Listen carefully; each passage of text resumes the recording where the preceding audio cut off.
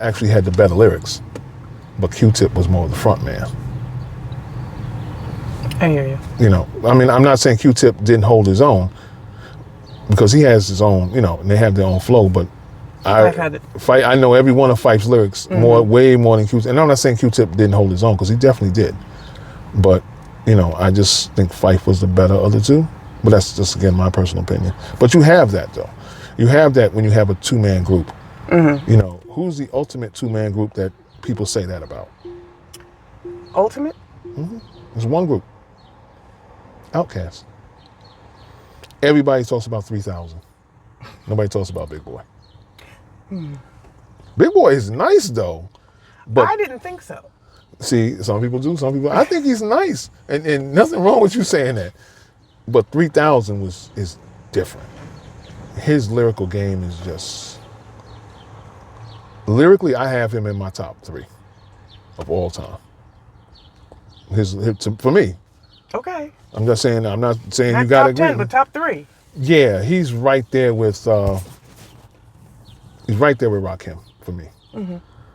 I'd have to think of my third one. Eminem? Absolutely not. He got road rage walking. Eminem was good. You know, he was different. It's just not my cup of tea. He was okay. I've never bought an Eminem album. I've never bought a song. He's okay. I'm not saying he's not talented, because he definitely is. It just wasn't for me. Like 50 is not. He's okay. But to be honest with G, he wasn't even the best rapper of his own crew. Who is it, Yayo or Lloyd Banks? Oh, don't do that. Sorry. No, if you're going to say Yayo wait a minute, hold on. Let's go back to that. Lloyd Banks was number 1. I always thought Young Buck was number 2. I thought Game was number 3. 50 was 4, and Yayo was bringing up the rear by a lot. Because Yayo is the missing link, just like Jim Jones with Dipset. I don't know which one is worse. I couldn't tell you.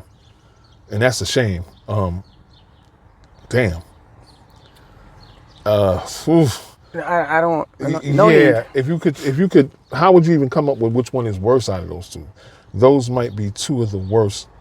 When anybody who can make Flav look like he's spitting hot fire from Public Enemy, and it's hard to make Flav look like he's Vinny from Naughty by Nature. Done. Or when you make the Lost Boys hype men sound better than you as a full-fledged rapper. You leave the Lost Boys alone. Can't. It's one of my favorite groups. Mine too. Mr. Cheeks is one of my favorites. Mr. Cheeks and the Lost Boys definitely did their thing. Naughty by Nature definitely did their thing. Onyx? Never liked Onyx. Bunch of Too much rage? Standing around, jumping around, yelling. You're no substance to what you're saying. So it always turned me off, you know. Can't throw my guns in the air? I wouldn't even know that song. Don't know nothing about them. Okay. Know the names, couldn't tell you nothing about the music. But I think when Onyx was out, I was really kind of stuck on the West Coast vibe. With Pac? No. And Ice Cube? No, more NWA. Okay. And then Ice Cube eventually branching out. And then you move into the later stuff when Dr. Dre finally starts doing stuff with the Chronic, and he brings Snoop out for his one only good album, the first album, Doggy Style. And I'm a big fan of another guy, but most East Coast people don't recognize Corrupt. But I love the Dog Pound. Their first album, Dog Food, I listen to that thing at least once a week. I think Corrupt, for me, is in my top 10 of MCs. But that's me, you know. But a lot of people didn't get into the Dog Pound, and that's fine. But for me, I thought he was a much better, and I'm gonna say this, I don't care who's listening, I would give Corrupt more love than I would ever give Tupac more love. Ooh. I know. You don't have my address, so you can't come get me, people. I will just say, I'll leave it. Because Tupac just seemed full of rage, but again, you'd have 1 or 2 songs on a whole album, like All Eyes on Me, the double. You got about 24 songs on there. You got about 3 songs, bro, that anybody. What? More money you wasted as a fan of buying the music, so I just kind of stopped. But yeah, I always like Corrupt. And then I'm going to always be partial because I live in Yonkers. So. But Harlem. What are you doing living in Yonkers? Now that people know. It doesn't matter because I'm always in Harlem. That's why Oh. I'm in Harlem. I will be in Harlem later today. Coming to a street near you. And not for nothing, my son lives in Harlem, so that's why I was always in Harlem too. But living in Yonkers and growing up in Yonkers, I will always be partial to the Locks and DMX. And that's... Always, always, always, always. So I totally agree with that. partly because I knew X before he passed, and I still know the Locks. Mm-hmm. So I will always be partial to those guys. Where do they fit in history? I don't know. You know, X gave you a full show. Oh, yes. Of range of emotions, from crying to cursing you out to prayer. You know, you never knew what you were going to get. You got religious and deadly. Yeah, deadly, yeah. And next minute, you talking about cutting your throat and, okay. And the Locks, my dudes, always knew them since we were kids, so I will always be partial to them. So when it comes to hip-hop conversations, I leave them out because you're not going to be able to persuade me. Because you're biased. Right, always will be. Because, it is what it is. Seeing the Locks grow up, we all lived in the same building. Well, not Styles, but Sheik and Jada lived on the same building as me. So to see them who they are now, I'll always be biased to that. But back onto the original question of when did we fall in love with hip-hop, it just takes you back. It'll be LL Cool J for me. Okay. I mean, don't get me wrong, I got a partner who lives out in Baldwin. He knows who he is. Mm-hmm. Oh hell, Omar. I had a conversation with him the other day. He fought me to death tooth and nail on LL versus DMX. Why would you? Because again, he's partial. He's out there. But I didn't tell him he was wrong. He's entitled to his opinion. I agree. LL is a legend. A trailblazer for a lot of... a monster. Don't get me wrong. If you remember in our last skit that we did, ladies and gentlemen, I did say in my Kango. Right.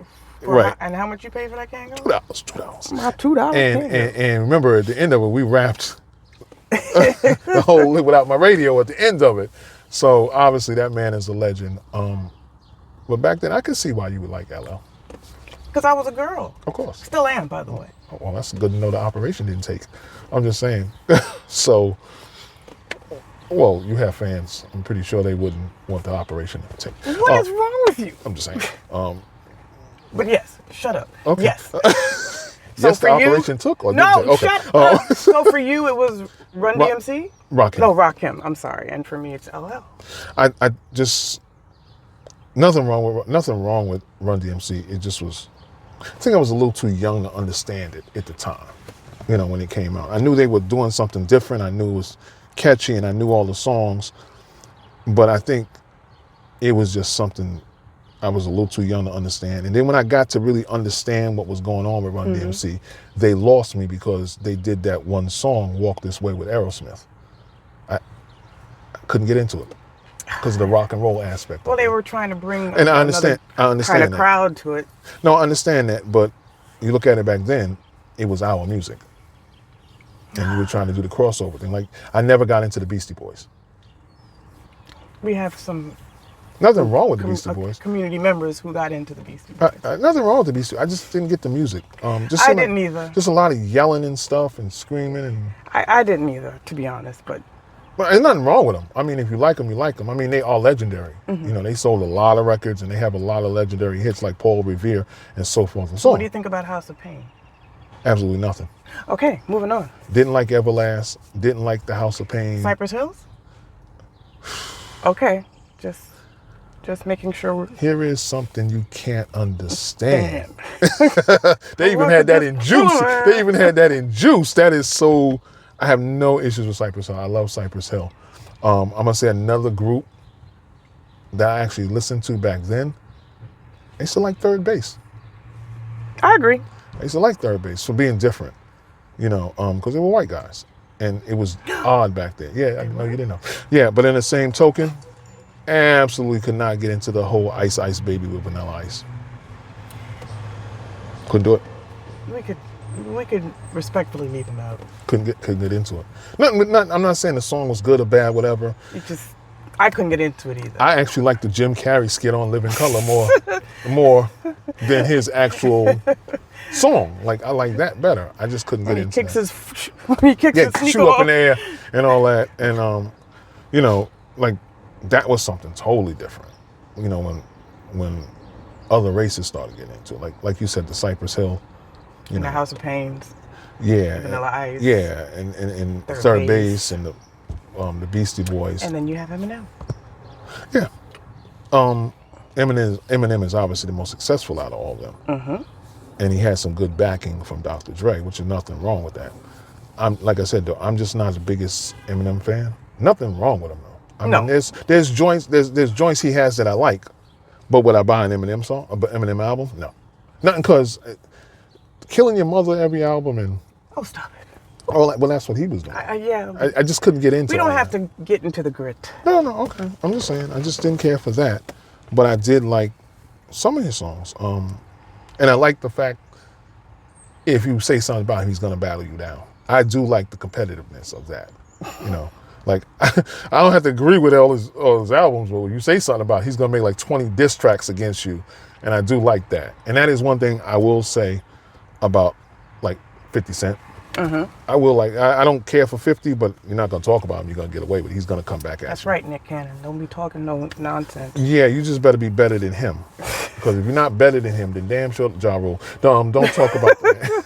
Don't drag yourself into something you're not ready for. You know, that whole era, Murder Inc. Didn't get into it. Couldn't get into it. I like Ashanti more than the actual rap part. But she didn't rap, so. No, but I But didn't. Ja Rule was, they call him the hip hop crooner. I didn't like he has. Now, don't get me wrong. He had some monster songs. I just didn't like the fact you're trying to be this little bitty tough guy. You're like 5'2". Really? He's not that tall. Like maybe he's a little taller than Prince was. Like I don't. You keep that man's name out your mouth. I'm just saying, but it didn't work for me. And you run around. I'm talking about Ja Rule. That is, you run around looking like a fake DMX. You want to sound like him. You got your shirt off and all that. That didn't work for me. It didn't work for anybody. It's just like a gimmick to me. You know. No, you're not X. Your lyrics are not on X level. You're not, and there's nothing wrong with his music with Ashanti, Always on Time and Mesmerize and all that. Those are monster songs. I just didn't care for them. Now, I don't know, was I influenced by what 50 was doing to him or not? I don't know. I just didn't care for that, you know, the Ja Rule, Murder Inc. era. And the other guys who were on Murder Inc. who were angry as hell, yet we don't know what you were even angry about. Because you were background rappers like the East Siders or whatever their name is that rap with Tupac. What are y'all mad about? What are y'all fighting with Biggie for? Who are you to even be mentioning it? What are y'all angry about? I never understood stuff like that. That was a Biggie Pac made up kind of beef, East Coast, West Coast, whatever you want to call it. Suge Knight, Diddy and all that.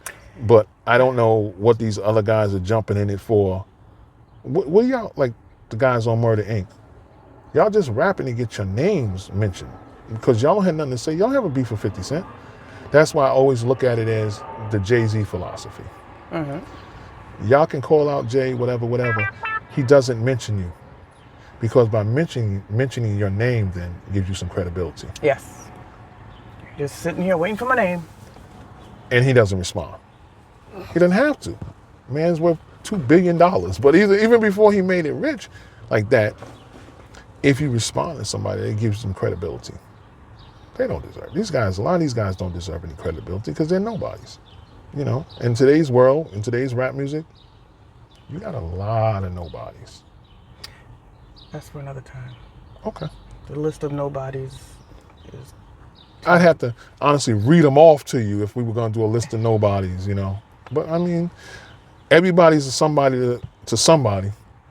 You know, That's somebody's child you're speaking of. Nah, everybody has at least one fan somewhere. Their mama?